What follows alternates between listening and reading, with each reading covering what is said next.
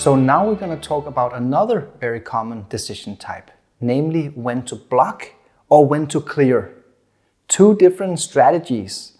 And the reason why I chose to include this particular decision type is that it tells us something about the overall strategy of the game. So let's learn by seeing an example here. We have this position. You've already achieved full freedom while I'm still stuck over here on your 4-point on an anchor. We call this a holding game because you say, I'm holding your checkers, and to be honest, why not just call it a waiting game? But for historical purposes, we call this a holding game, even though it would be more self-explanatory to call it a waiting game. I'm sitting here, I'm waiting to either roll a big double or to hit a shot. You are trying to bring your checkers home and win the game. You have just rolled a double 2, which means you basically have two different strategic choices here. You could either play this, make the 9-point. This is increasing your priming value because now I can't escape with a 5. You just increased your prime from a 4' to a 5'. This is great for blocking me and preventing me from escaping. Or you could try to clear from the rear and bring your checkers home, which is just to bring all 4 checkers down here. I didn't improve my prime at all, but I cleared from the rear and made it more likely that I get home without getting hit. So which move is better? It's two different strategic approaches. Should I block, or should you block me, or should you just try to bring your checkers home safely? In order to answer that question, we must have an idea of the pip count. The pip count is telling us who's ahead and who's behind in the race. If you are ahead in the race with a significant margin, you don't really need to block me to win.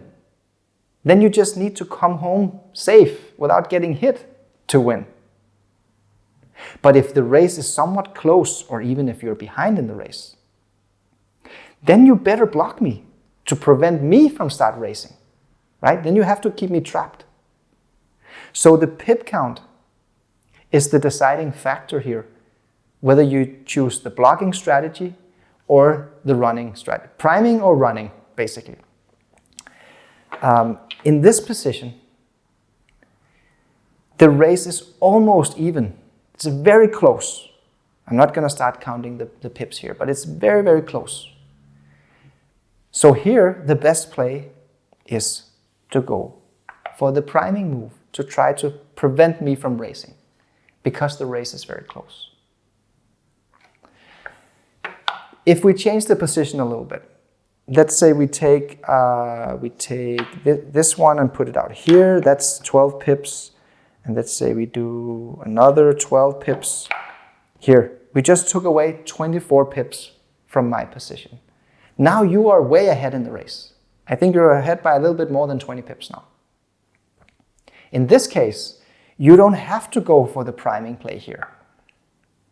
This move here, it's unnecessary. Now you still have the liability of clearing the midpoint, and you also have the liability of clearing this point in the future, and you don't need to block me. You're already winning the race. If I'm stupid enough to start running, let me. You're still winning. You don't have to block me to win. So here the best play is simply just clear from the rear and ask no questions. Go for the racing game plan. This idea actually propagates all the way back to the opening game. If you are behind in the race or the race is close, your preferred game plan is to build a prime and block your opponent. If you are ahead in the race, your preferred game plan is simply to race, minimize contact, maximize freedom, get going, bring your checkers home as safely as possible, and win the game that way. So when you're ahead in the race, race. When you're behind in the race, prime. That's great strategy tips throughout the entire game.